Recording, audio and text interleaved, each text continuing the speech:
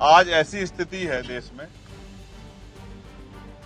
कमजोर वर्ग का ना राष्ट्रपति सेफ है, ना चीफ जस्टिस सेफ है और ना ही एडीजीपी लेवल का अधिकारी सेफ। यहाँ की सरकार के इशारे पे पुलिस ने बिना परिवार की परमिशन के पूरन भाई साहब के शव को जिस तरह से बेइज्जत करने के लिए बिना सहमति के पोस्टमार्टम के लिए उठाया है, उनकी पत्नी के वो एमएलए हैं। जब इस तरह के परिवार को न्याय नहीं मिलने में जो इतनी देरी हो रही है, तो आम गरीब दलित पिछड़े वर्ग के लोगों के हालात क्या है। पूरन भाई साहब को पहले से जानता हूँ, मेरे आज भी याद है वो अम्बाला रेंज में थे, तब भी उन्होंने कास्ट डिस्क्रिमिनेशन सहा है। मेरी बात हुई, कोरोना काल चल रहा था, हमने हमारे संगठन ने भीम आर्मी ने ज्ञापन दिया था उस समय इस बात के लिए कि भाई उनके साथ एट्रोसिटी हो रही है, उनके साथ डिस्क्रिमिनेशन हो रहा है, उनको एक अधिकारी के साथ डिस्क्रिमिनेशन हो रहा है, ये गलत।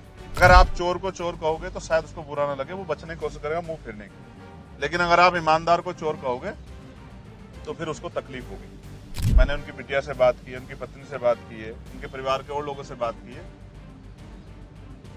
वो दबी आवाज में ये तो कहते हैं कि सरकार से हमारी बात चल रही है, सरकार कर रही है, लेकिन कहीं ना कहीं उनके मन में आज की घटना से चिंता भी। तो फिर डीजीपी पे कार्रवाई अब तक क्यों नहीं हुई? और क्या एप्लीकेशन में खेल नहीं हुआ है? क्या नामों को सस्पेक्टेड वाले को उससे कॉलम 7 से नहीं हटाया गया? उसमें कहां थे नाम? दोबारा उनकी पत्नी को क्यों एप्लीकेशन करनी पड़ी कि इनके नाम तो रखो? मैंने उनकी बेटियों को देखा, उनकी आंखें सूख गई हैं, वो कुछ खा नहीं रहे। सरकार क्या उनके मरने का इंतजार कर रही है कि जब ये मर जाएंगे एक और डेड बॉडी को वहां सजवाना चाहती है क्या पीजीआई में? मुझसे ऐसा पूछ रहे जैसे मैं मुख्यमंत्री हूं और मुझे कार्रवाई करनी है। मैं होता तो घुटनों के बल होते सब। पूरे देश में ये जो घटना हुई है, इस घटना को लेके कमजोर वर्गों में आक्रोश है, सबका ध्यान परिवार की तरफ। आज ऐसी स्थिति है देश में, कमजोर वर्ग का ना राष्ट्रपति सेफ है, ना चीफ जस्टिस सेफ है और ना ही एडीजीपी लेवल का अधिकारी सेफ।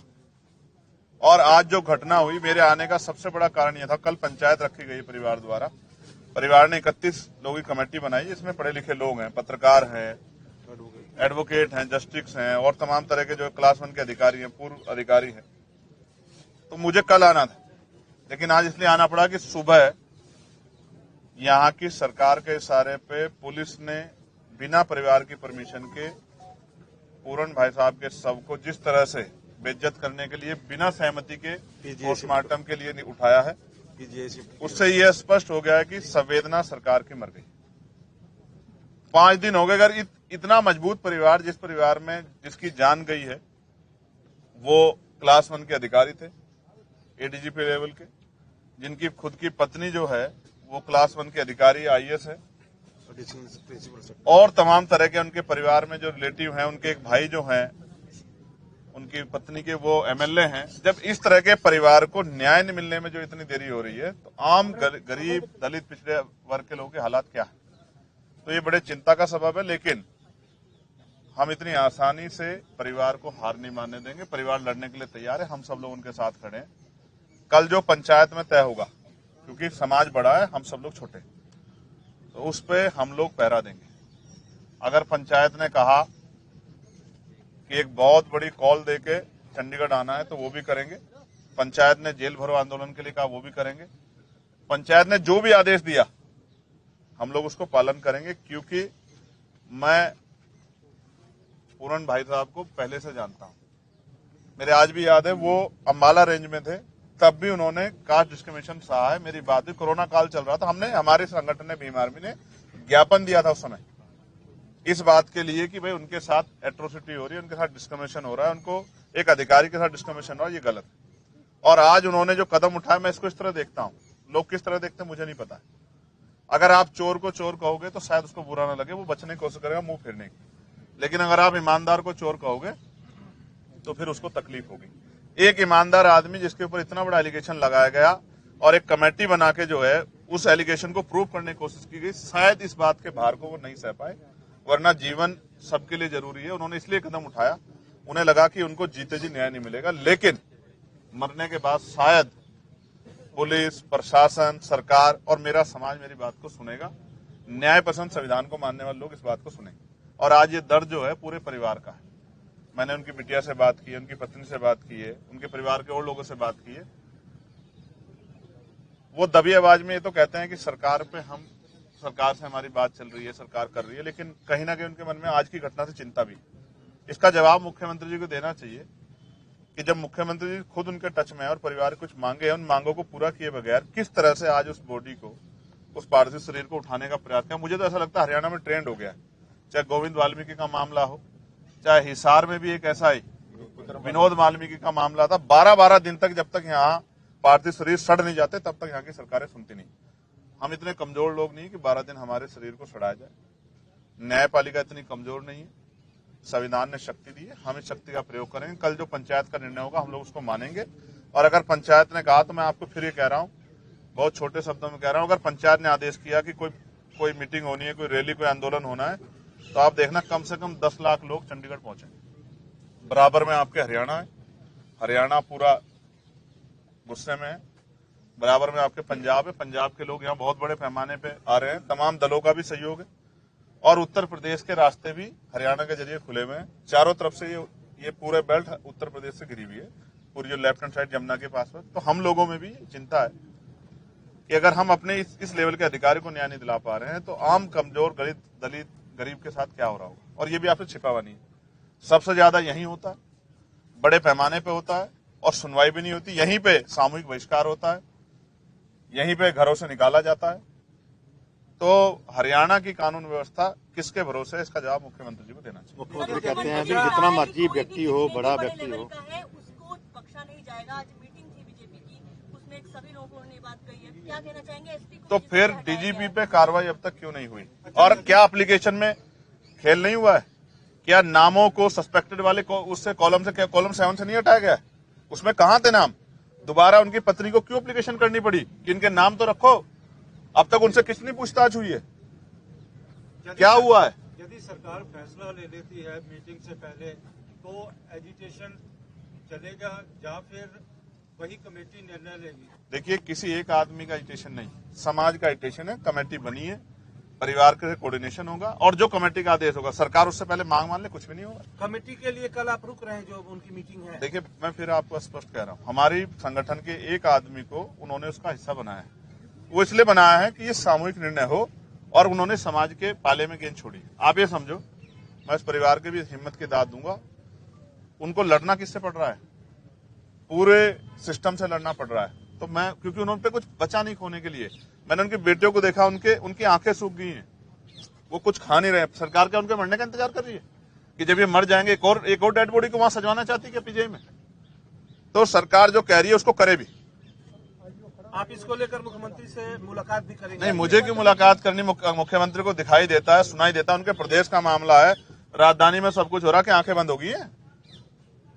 तो पूरे देश को दिखाई दे रहा है। आप यहाँ से कश्मीर में फोन करके पूछो, कन्याकुमारी में, किसी से पूछो भाई, समाज को, जो सोसाइटी को है, प्रदेश को चलाते हैं एडमिनिस्ट्रेशन के लोग, पुलिस के लोग, उन्हीं से जुड़ा मामला है, तो सबको पता है, बच्चे को पता है। परिवार एक कॉल कर दे, हम कल दिखा देंगे आपको। लगातार चाहे वो चीफ सेक्रेटरी हो, एडिशनल सेक्रेटरी हो, होम सेक्रेटरी, मिनिस्टर, सब आके बैठ के जा रहे हैं। तो क्या बातें हो रही है, क्या इस चीज हल नहीं निकल रहा है? देखिए, ये तो आपको परिवार बता सकता है कि वो क्या बात कर रहे हैं। मैं उस मीटिंग का हिस्सा नहीं, लेकिन जो मेरे सामने आया वो ये है कि परिवार की कुछ डिमांड्स हैं, और वो डिमांड किसी रुपए पैसे की नहीं है, वो न्याय की।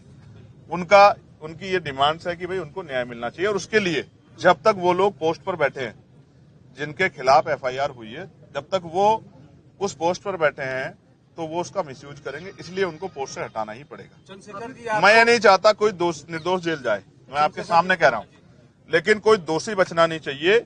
ये बात हमारी बिल्कुल पुख्ता है, इस पे हम कोई समझौता समाज नहीं करेंगे। चंद्रशेखर जी, को लेकर आपने बहुत बार बोला है। इनके बाद एक करके वही। SC एक्ट को लेकर आपने बहुत आवाज उठाई है। ये भी मामला वही है, और इसमें देखिए, जो डेथ होने से पहले उन्होंने अपना डाइंग स्टेटमेंट, इस आधार पर जो कानून कहता है उसमें की गिरफ्तारी होनी चाहिए, अभी तक हुआ नहीं। इसको लेकर क्या कहेंगे? देखिए, डाइंग स्टेटमेंट जो है ना, वो फाइनल स्टेटमेंट है, उसके बाद किसी और एविडेंस की जरूरत नहीं।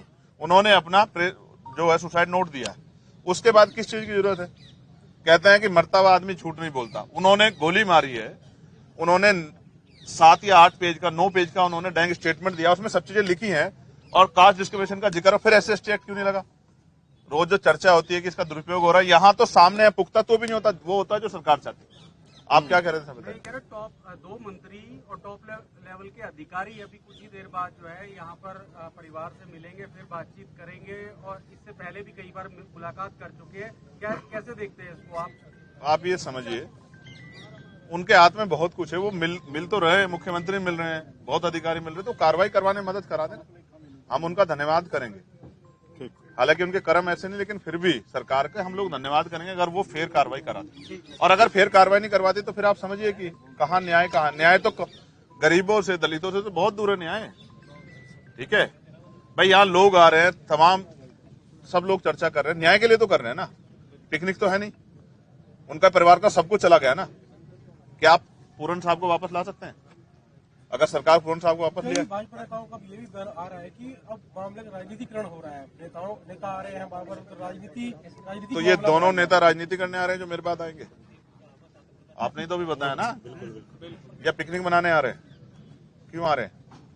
राजनीति करने। अच्छा, बेटियों से कोई बात हुई है तो बेटियां क्या बोल रही है? आपको कुछ बोला होगा उन्होंने? जी मेरी बात हुई और मैं आपको बहुत जिम्मेदारी से बता रहा हूँ, उनका सब कुछ उजड़ गया है, उनके मुंह से आवाज नहीं निकल रही है। मुझे नहीं पता उन्होंने कब से खाना खाया नहीं खाया है, पानी पिया नहीं पिया है। एक बेटी तो ऐसी जिसने 1 साल से अपने पिता का चेहरा नहीं देखा है, और क्योंकि अभी मोर्चरी में वो वहां तक भी नहीं जा पाए हैं, इससे ज्यादा संवेदनहीनता नहीं हो सकती। अगर सरकार इतने दर्द के बाद भी नहीं सुनना चाहती तो हम लोगों को भी और हमारे लोगों को भी समझना चाहिए कि जो जिंदा रहते न्याय नहीं देते, सम्मान नहीं देते, और जो मरने के बाद भी सम्मान और न्याय नहीं देते, तो वो हमारे कितने हितैषी। ये हमारे लोगों के लिए बहुत बड़ा प्रश्न है, ये उनके सामने एक बहुत बड़ा चैलेंज है। और सोचने समझने की रोटी खाते हैं, अब भी नहीं समझेंगे तो कब समझेंगे? जब एक एडीजीपी लेवल के अधिकारी को और उनकी जो है, अब जो उनकी पत्नी है, जो आईएएस लेवल के अधिकारी हैं, जिनका पूरा जो है, जो यहाँ थी भी नहीं, जापान थी मुख्यमंत्री के साथ उस समय सरकारी काम से, तो आप समझो जब उनको न्याय नहीं मिल रहा है तो गांव में, जो मोली जैसे गांव में रहने वाले क्या दलित समाज किसी व्यक्ति को जिसको मारा पिटा जा रहा है, इसके बाद में उसको न्याय मिल सकता है क्या? शर्म आनी चाहिए सरकार। रोहतक के एसपी को हटा दिया गया पद से, लेकिन परिवार की जो मांग थी गिरफ्तारी की वो नहीं हो पाई। इसका जवाब मुख्यमंत्री से मांगते। आप ऐसा मुझसे ऐसा पूछ रहे जैसे मैं मुख्यमंत्री हूँ और मुझे कार्रवाई करनी है। मैं होता तो घुटनों के बल होते सब। ठीक है, ठीक है, धन्यवाद।